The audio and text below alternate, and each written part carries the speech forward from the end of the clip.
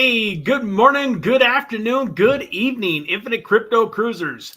Hey there, folks. My name is Brad Varnell, and this is the Infinite Crypto YouTube channel. And today I am looking forward to sharing something with you that's really been on my heart this weekend. I've been talking to a lot of people in the last couple of weeks, and from different uh, economic statuses, from different backgrounds, from a lot of different states, went to some events and just, talking to people that are just getting started in life, people that have been around and that are doing pretty well, rubbing shoulders with some folks that, are worth tens of millions of dollars and kind of everything in between. And really just made me think about some of the things that I feel are really missing that the general population just doesn't get. So some of this stuff you might have heard me talk a little bit about before, but I'm looking forward to going into some stuff on creating freedom. Those of you that have been around for a little while, you all know that the Infinite Crypto YouTube channel is all about creating freedom in your life, whatever that looks like for you. And freedom, you got to define it for yourself. But freedom for me is being able to, wake up when I want to wake up, be able to spend time with the people that I want to spend time with. If I decide that I want to go on vacation next week, I don't have to ask anybody for permission. If I want to take, my son and go down and throw the football or play basketball with him today at noon, I can do it. I don't have to ask my boss for the day off. I don't have to ask him for a long lunch break. So to me, freedom really means, kind of getting away from that 9 to 5 and having an income and a source of ever flowing money coming into my bank account so that I can go do the things that I want to do. Folks, if you are in a position where every time you quit working, your income quits, your income stops, that's a bad spot to be in. And so that's one of the things about cryptocurrency that's so interesting is I believe that we can all make a fortune in cryptocurrency, but even that is something that is to be strived for and is great, but you also want to be figuring out how to create these streams of income, because as you all know, a stream for the most part is ever flowing. It never stops. And so if you have your financial situation set up to where you have money coming in, whether you're working or not, that gives you the ability to have freedom. I was listening to a gentleman named Brad Lee over the last couple of weeks, and he talked about how if him and his family are on a vacation and their week or 2 weeks or whatever, time that they are there for is up, and they decide, hey, we love it here, we'd like to stay for another 10 days. He just says, okay, let's do it. Like, let me ask the boss. Yep, he says it's all right. And they stay for another 10 days. He doesn't have to worry about the money, doesn't have to worry about if there's enough funds for the next 10 days. He just basically makes sure that the hotel room is available, changes his flight, and does it. And so that's what I'm really here trying to help people achieve a level of freedom that some of you may or may not even be able to comprehend yet. And that's kind of the whole purpose of this Monday morning mindset mastery, is in order to create and design your dream life, you have to first start to imagine it. And then secondly, you have to start to believe that it's possible. You can't be like, hey, that's great for everybody else, but that's not me. I grew up in this situation, and, my family's been, poor or middle class for the last 100 years, 200 years. Nobody in my family's ever gotten wealthy.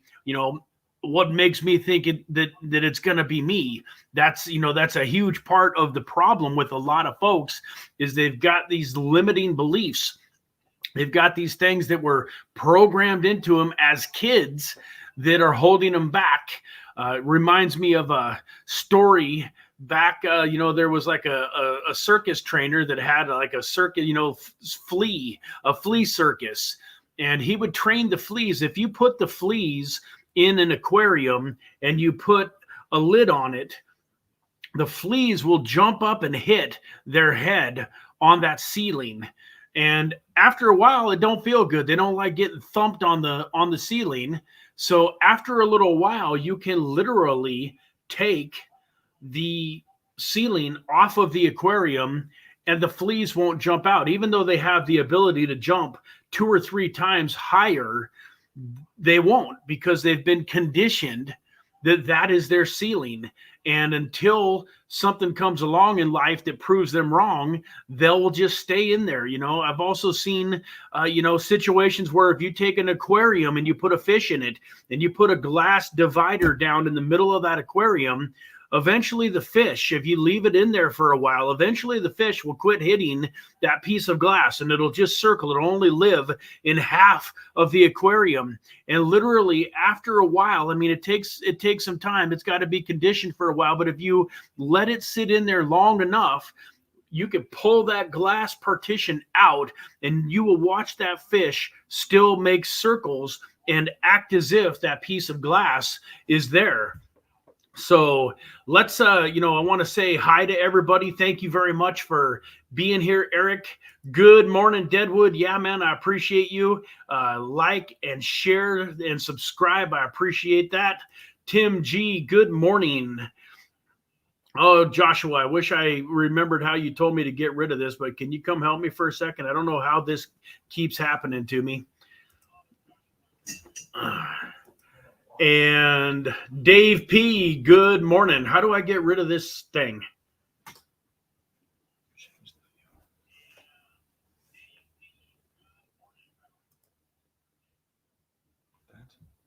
Yeah, but that it shouldn't matter which layout I'm on, should it? I guess it does. Okay, I just be on this layout for now.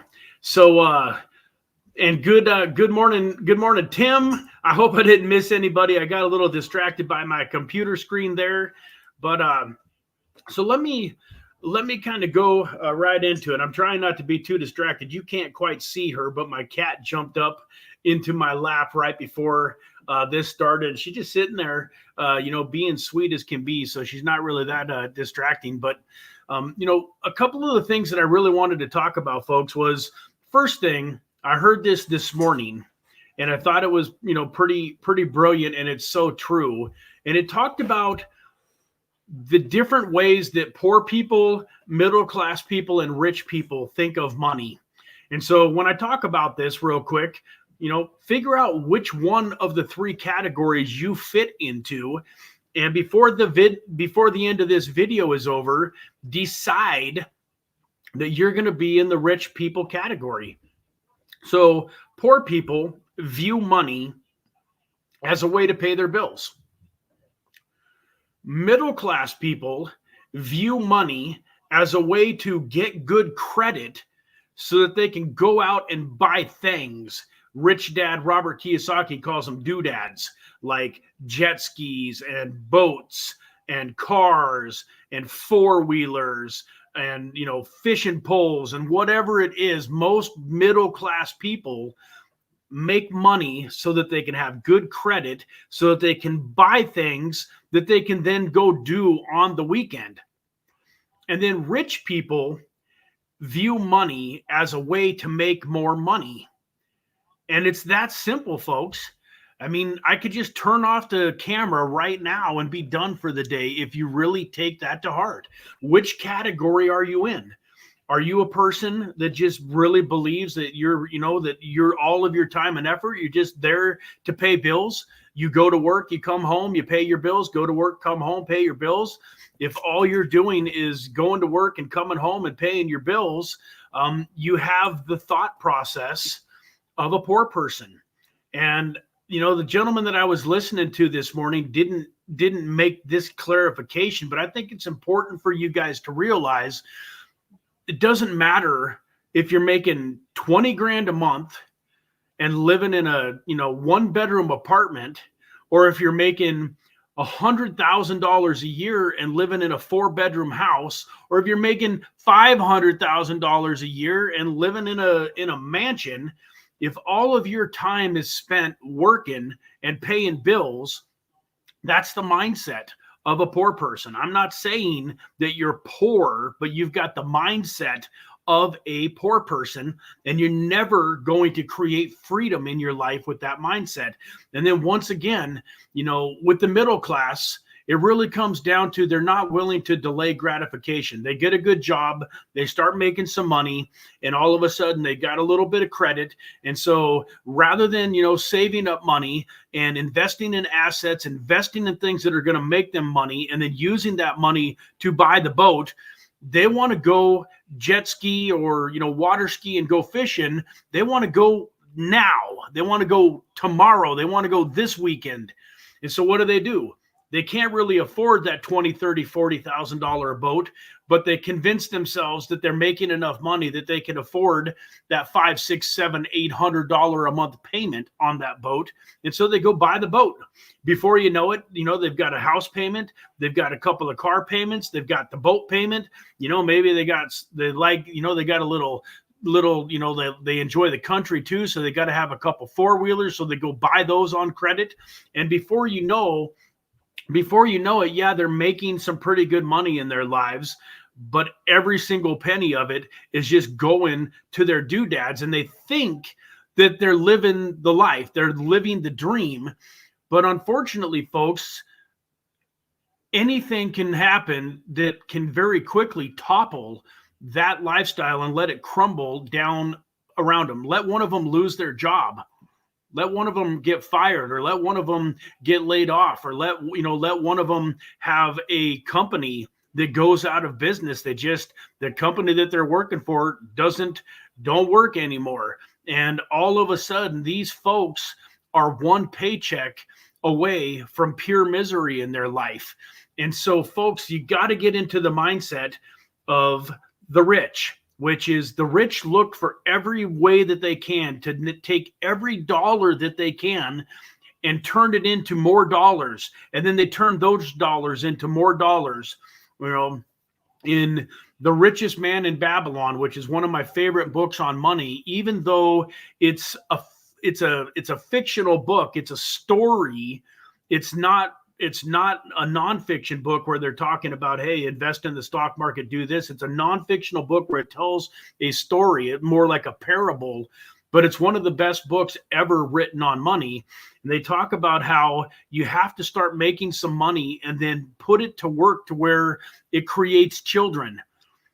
And in the book, one of the guys that goes out and he takes some of his money and he, sorry guys for the interruption. Hey, Joshua, it looks like my computer is not plugged in somehow. So it just got a notification that my battery is low. It's plugged in up here on top, but maybe something happened down there. So the gentleman in the story, thank you. The gentleman in the story, there we go. The gentleman in the story does what the wise man tells him, and he goes out and he makes a bunch of money, and then he gets it invested and it starts producing children. He's getting interest, but he goes out and he spends all of the interest on stuff. And the wise man tells him, hey, you just killed your financial, your financial machine. You just killed it by spending all of the interest. You take the interest and you use it to make more interest, and you use that interest to make more interest. And the whole premise of the book is how you can build up over a period of time a machine that is spitting off so much cash flow that now you can go enjoy all of those things that you want in life. So once again, think about which one of those three categories you fit in, and then decide that you're going to start thinking like a rich person. Now, I know if you're living paycheck to paycheck and you don't really feel like you have much extra money, that it's hard for you to make money with your money. Just start somewhere. The habit is more important than the amount. Start with $1 a day, $5 a day, 1% of your income. Most financial gurus or people that are in the financial space would like to see us saving a minimum of 15% up to about 25% of our income. And a lot of very wealthy people get to the point where they're living off of half or less of their income. But I know that if you're going from, paycheck to paycheck, and there's just barely enough money at the end of every month to just survive and pay the rent and buy groceries, that feels like a daunting task. Like, how can I get into this mindset of the rich? Well, once again, it's just that. It's a mindset. It's not an amount. Like, you don't have to go out and be saving thousands of dollars a month in order to be in the mindset of a rich person. It's just a very quick switch that you flip, where instead of getting paid and thinking about how much fun it's going to be to go out to that nice restaurant or order $100 worth of pizzas and chill and watch Netflix, you start thinking about how you can take that money that you're using for these things and create more money with it. And in our case, one of the most amazing things for us is the average person that doesn't know about crypto. They're going to set aside that $100 for pizza. And if they're lucky and they invested in the stock market and everything goes good, they're going to turn that $100 into $110, $120 over the next year. And with crypto, you have a very real chance of turning that $100 into $1,000, $2,500, and even into amounts like 10 grand when you 100x your money by being involved in the right cryptocurrency projects. So for me, I feel like if you're really in the right headspace, it should be pretty easy to say no to some of those extra things, like, cut back on your dinner once a week. Cut back on having that pizza every Friday night. I know the kids want the pizza. They're used to having the pizza. That's their reward. They worked hard all week. They went to school. They got good grades. You worked all week. Your wife worked all week. It's Friday night. It's movie night. It's time to go, order 4 pizzas and so on and so forth. And I'm not telling you that, you can't have fun, but even just order 3 pizzas, order half as many pizzas. Tell the kids, hey, we're going to eat a little bit less pizza so that we can have pizza every night of our lives if we want to, and so on and so forth. So let me go back to my notes here real quick, folks. One of the other things that I really wanted to kind of drill into today, I know I talked about it a little bit last week, but most of the beliefs and the things that you think are not true. And that's the same for me. Like, it's hard to hear, but most of the things that you think and believe aren't true. And what do I mean by that? Well, I'm going to give you a little bit of an example. So let's say that you were born, out in the Midwest someplace where it was country, and you grew up on a farm, and you grew up getting up at 4 a.m. and had to, milk the cows and feed the chickens, and you worked all day long just to survive. You got to drink the milk from the cows. You got to eat the eggs from the chicken. You took one of your precious chickens and used it to make, chicken noodle soup every once in a while, and so on and so forth. But you would grow up, let's say that, for whatever reason, back, 20, 30, 40, 50 years ago, when there wasn't internet and all of that, like, you would grow up.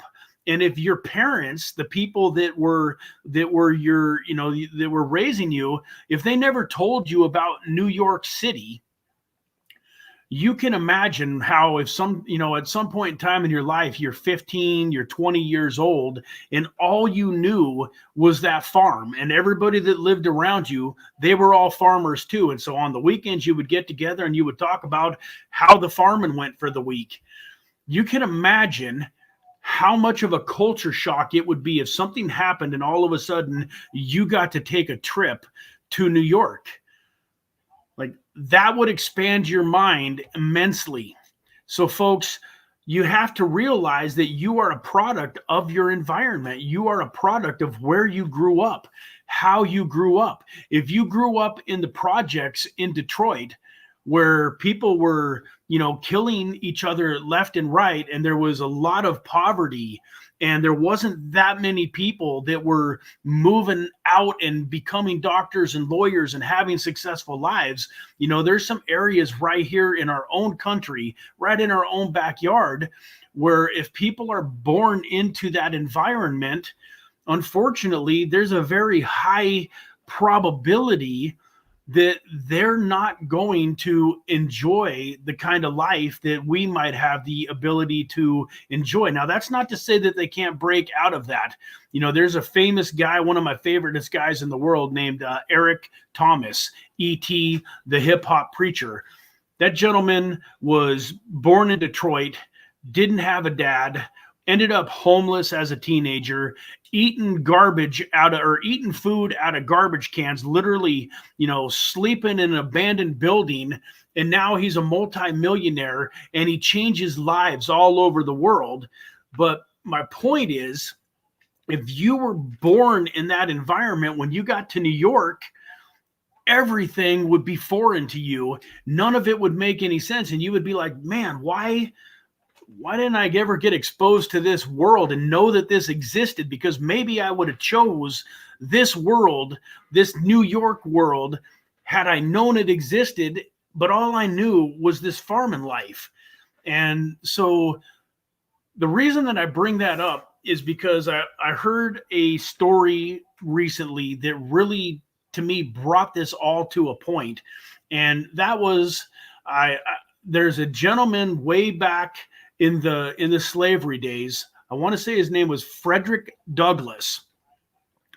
And at 6 years old, his master's wife was teaching him how to read. And the master came in and saw the wife teaching this little black boy how to read. And he laid into his wife and he told her, hey, don't you be teaching that boy to read?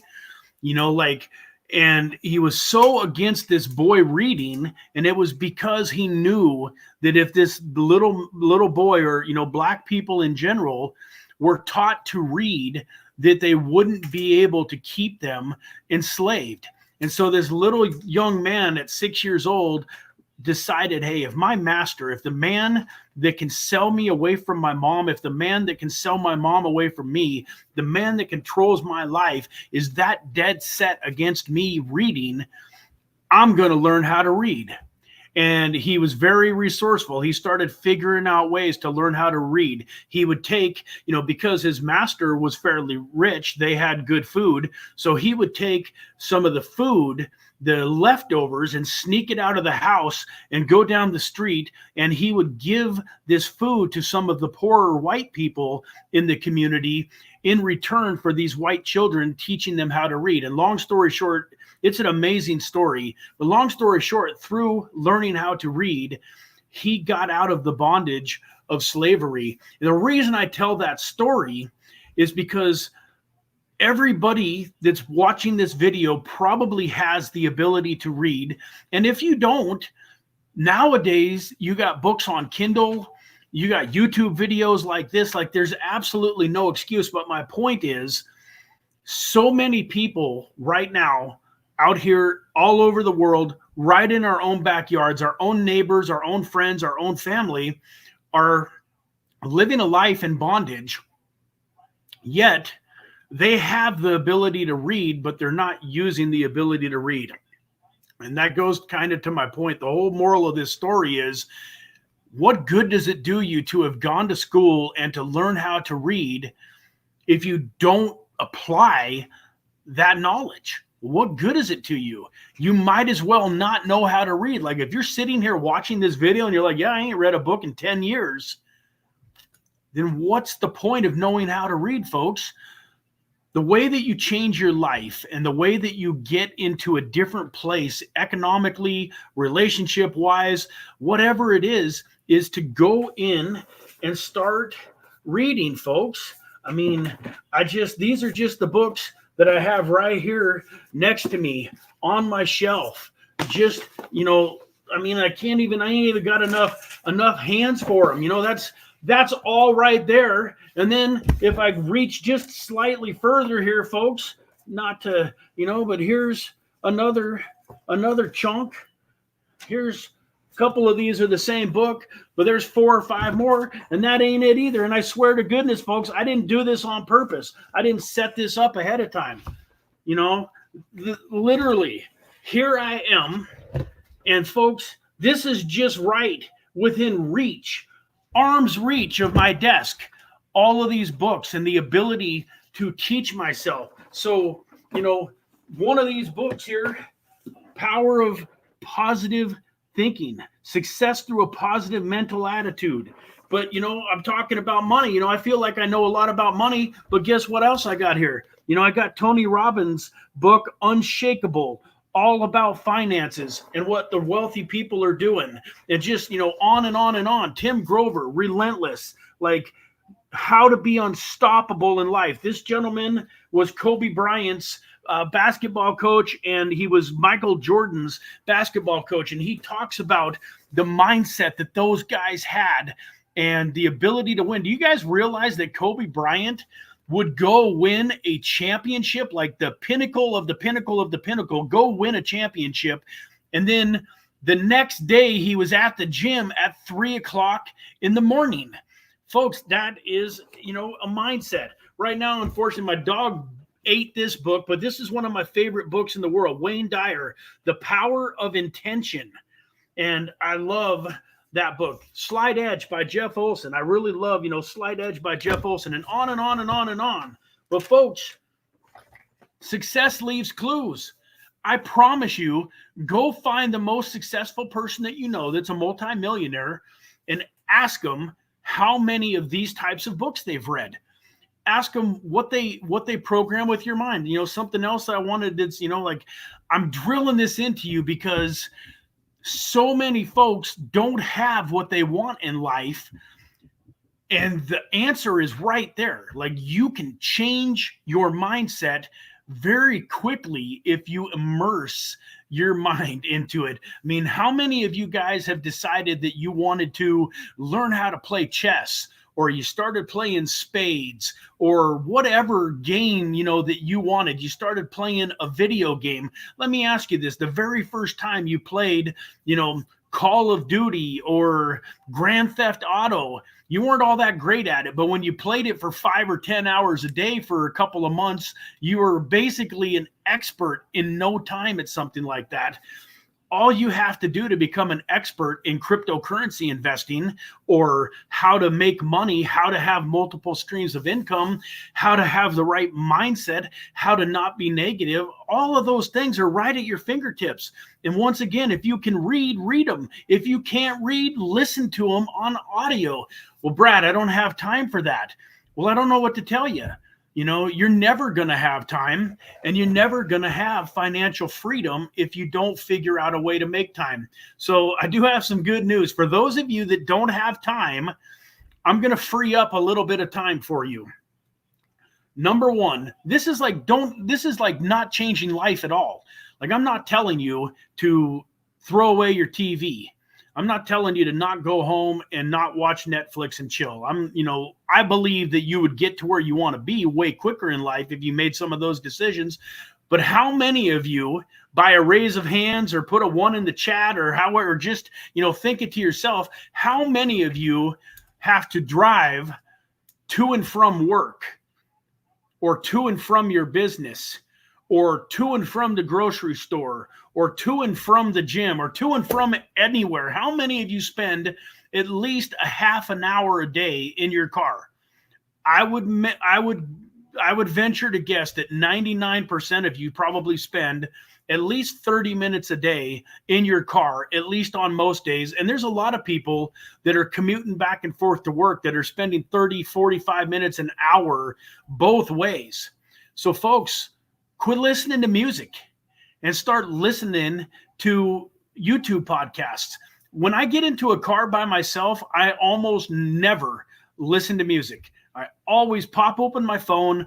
I put on some Ed Milet. I put on some Myron Golden. If I want to listen to some crypto stuff, I'll turn on, Chico Crypto, or I'll turn on Joe Paris or Crypto Lark. I mean, I probably spend more time listening to crypto YouTubers than some of you might. And that's kind of crazy to me because I've already done pretty well in crypto, but yet I'm a constant learner. I'm a sponge.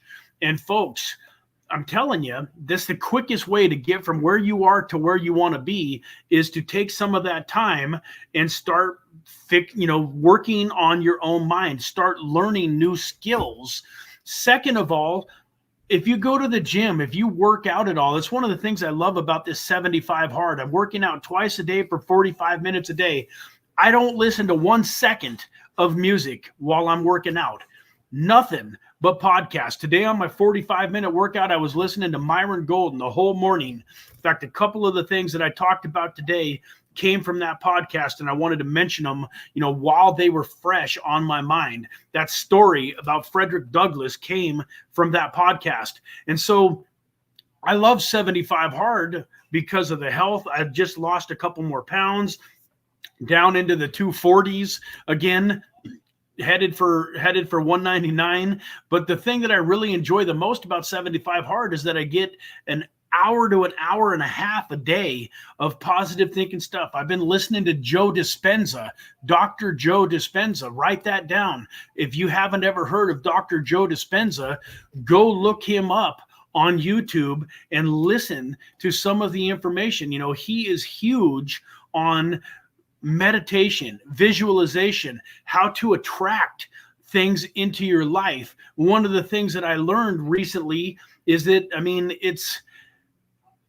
it's work. That reminds me, the title of this video is Freedom is a 4-letter word. Well, the 4-letter word is work.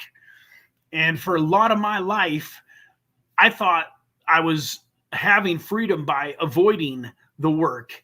And I realized that that's not the case. Avoiding the work keeps you in bondage. It's embracing the work that gives you the freedom. But anyways, so Joe Dispenza, I realized, hey, I'll sit here at my desk and I will visualize, but I didn't know that you have to be in the right state of mind. So it's important, if you want to visualize and meditate, before you actually start that process, you got to get yourself into the right state of mind. And one of the things that he recommends that you do is you get yourself into a happy place. You think about, if you want to have an incredible marriage, and maybe it's a little bit on the rocks right now, so you want to visualize you having an incredible relationship with your wife or your husband, you got to then start off by going to a time when you were really happy, whether that was back when you were dating or when you were newlyweds or whenever, but go to a time where when you think about that time that you were spending with your spouse, you get goosebumps, you get warm and fuzzy. Maybe you're thinking about, that first date, or you're thinking about the first time, you told each other that you loved each other, whatever it might be, but you get into that space to where you just all of a sudden you're smiling and you feel this warmth about you. Then you go into visualizing the dream life that you want to have with your husband or wife. Same thing financially. You can't sit here and visualize what you want in life and this amazing dream life that you're going to have if the 10 seconds before you closed your eyes, you were thinking about all of the bills that were due and thinking about, how tough life is financially for you right now. It's not going to work. The state of mind that you're in is so important. I never really realized that. And so it changed my perception on how to do this visualization. And I come back to that word work, because just to sit here and close my eyes and to do some visualization is relatively easy. But if I have to sit here and actually really think about what my dream life would be. In other words, get specific too. So you don't want to just dream about a Ferrari. You want to dream about the exact make and model, the year, the color, the black on black or whatever, red with the tan. Do you want a convertible? Do you want a hard top? You really want to get specific about what you want, but then you also then have to get yourself into the right state where you're emotionally excited and enthusiastic. Then you go into the visualization, folks. but you've probably all heard this before, but it still amazes me. Do you realize your subconscious mind does not know the difference between an event that is actually happening and your imagination when you imagine something vividly? And when you're in the right state, like when I'm in the right state, I can close my eyes and I can imagine this spot in the Exuma, Bahamas, where it's probably my favoriteest place in the whole world.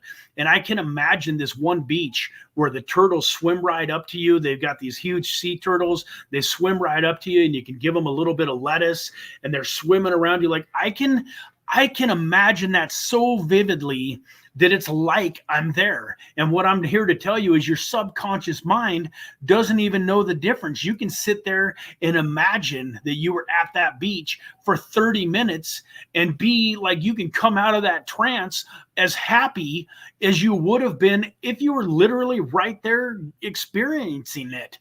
And so but I wouldn't have known about all of this if I wasn't listening to him on YouTube. And so like he's my go-to guy right now. I realize that there's a lot of things in life that I'm trying to attract and things that I want to create. So I know I'm listening to him pretty much every time I work out, every time I have an opportunity to listen to a podcast, I'm listening to him. The only reason I listened to Myron Golden today was he's a great guy to listen to when you're getting ready to come on and talk to some folks like you, inspiration, incredible self-help guy. And I knew that, once again, like that Frederick Douglas story came to me. But now that once this video is over, the rest of the week, I'm going to be listening to Joe Dispenza, and I'm going to be practicing my meditation and my visualization and attracting what I want into my life. Let's go over here to the comments section. Take a quick, deep breath. Let me see here. Dave P., if you want to have a vacation, the Oregon, Washington coast are great to visit in the summer. Yeah. Be prepared to get some rain, Dave. No offense, Deadwood, but I grew up there in Washington State, and it's amazing to me. Every time I finally decide to go back there, it feels like it always rains the whole time on me. But I agree. If you can get there in July or August, it is a pretty awesome place. So beautiful. A lot of good things about it. Yeah, man, I've lived here in Vegas now for closing in on, man, it's been 17 going over 17 years now. And I've never woke up one time going, man, I wish it would rain today. So every time I hear people talk about Washington and Oregon, I maybe have a slightly different slant. Like, I'm so glad that I got the heck out of Washington, and someplace where it's sunshiny and there's, palm trees and all of that stuff. Let me see here. I don't see any comments. It looks like they're all just talking about going to the beach. That's good. So where are we at here? About 48 minutes in. So, with that, folks, maybe a little piece of homework between now and next Monday is to, once again, really get clearer on what it is you want. What is a dream life to you? And that's probably going to change over the next week, month, 6 months, 5 years as you start to move towards it. There's some of the things that you thought would be a dream life for you that you decide, what, maybe that isn't as important to me as I thought it was. This is more of my dream life. But you got to get started on designing your dream life, figuring out the amount of money that it's going to take to get you there. Your dream life might be good on 50 grand a year. Your dream life might be good on 100 grand a year. Somebody else's dream life might take $1 million a year. Somebody else might need 10 million a year. That's personal and individual. It's all up to you. So, if you really like the idea of owning a log cabin out in the woods in the middle of nowhere, and living very minimalistic and just, enjoying nature and stuff, you probably need a lot less money to have financial freedom than some guy that wants to live in the city, that wants to travel to exotic vacations, that wants to fly private, and so on and so forth. But what's important is to figure out what it is for you, and then get some of these books. I mean, DM me. I did a video a few weeks back, maybe a couple months now, where I outlined, 10 different books. I believe it was 10 or 15. It's a pretty substantial number of books that I recommended reading. So go back and watch that video, or even just DM me and I'll give you some of my top suggestions, depending on what it is you want to create in your life, where you feel like you need, where you need some help. Maybe everything you need to know about health. You're, ripped and cut and 8% body fat and in the best shape of your life. So you don't need much help in that arena, but maybe you're looking to, learn more about investing. Maybe, a lot of you folks, I think it'd be really smart to go, okay, at the end of this bull market here in the next 6 months or so, what am I going to do with all that money? Like I tell you, if you get to $1 million here by the end of the year or so, and then you cash that out into fiat, got to have a plan for it. So start learning now. Like, know that you're going to have $1 million at the end of this bull run, but start figuring out what you're going to do with it now. Because if you wait until you actually hit that cash out button, have that $1 million, now you got to spend the next 3 months, 6 months, 9 months, 12 months figuring out what you're going to do with it. And I guarantee you that during that time, you'd be amazed at how much of that money can disappear before you actually put it into the places where you will eventually end up putting it. So, with that, folks, I hope that today, was a little bit beneficial to you. I hope you got something out of it. Please share this video with your friends and family and your loved ones. And, let's get ready to have an incredible Wednesday live stream, Microcap Gem Wednesday. We've got 3 or 4 new projects on our radar that we're really excited about and looking forward to sharing with you folks. We got a new segment coming out called, what is it called again? Crypto Teasers? No, I mean, I can't even think of my name of the show, but I'm lining up interviews with some of the projects that I'm really excited about. What I'm doing is I'm reaching out and I'm contacting the founders, the owners, the team members, and inviting them to come onto the channel for like a 10 or 15 minute token teaser. There we go. So, like our crypto token teasers, these are going to be opportunities for projects to come on and really just give us an overview of what they're up to and why they believe their project is exciting. It also gives us an opportunity to see that the team is real. And, I think, something that I think is pretty cool that we're doing for some of these token teasers is we're really giving them an incredible amount of value for free. So like, here is one of the tokens. If you guys want to look up a token, this token ticker TIN is one that I've really been looking at very hard over the last several months. This token ran all the way up to 44 cents back in February or March. And just recently, it was beaten all the way down to around a penny. I think it's bounced back up to a little over 2 cents. But I'm going to be talking to the founder and owner of this token. And we created this branding so that when we do our interview, he's actually going to get some branding. And we're just doing this for free for different projects that we're reaching out to, projects that we believe in and projects that we think are going to be great for the community. So those token teaser videos are probably going to start coming out 1 a week, 2 a week, 3 a week. We're building up a pipeline relatively quickly. So we want to give you guys the absolute most potential and best possibility of creating freedom in your life during this bull market that we believe is coming towards the end of this year, maybe even sooner. Bitcoin popped up to 65. Now it's back to 63. Nobody knows for sure when it's going to happen.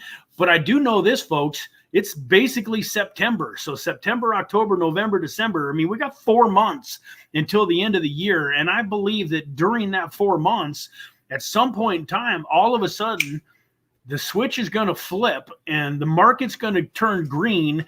And all of a sudden, your investments are going to become worth more and more and more every single day for a while to come. I mean, of course, there's going to be a red day here and there in the market, but when your money's going up 5 or 6 out of 7 days, it doesn't take long for it to turn into a big extreme amount of money. So with that, folks, hit the subscribe button, hit that bell notification so that when these videos are coming out, you're one of the first ones to see them. And with that, man, happy Monday.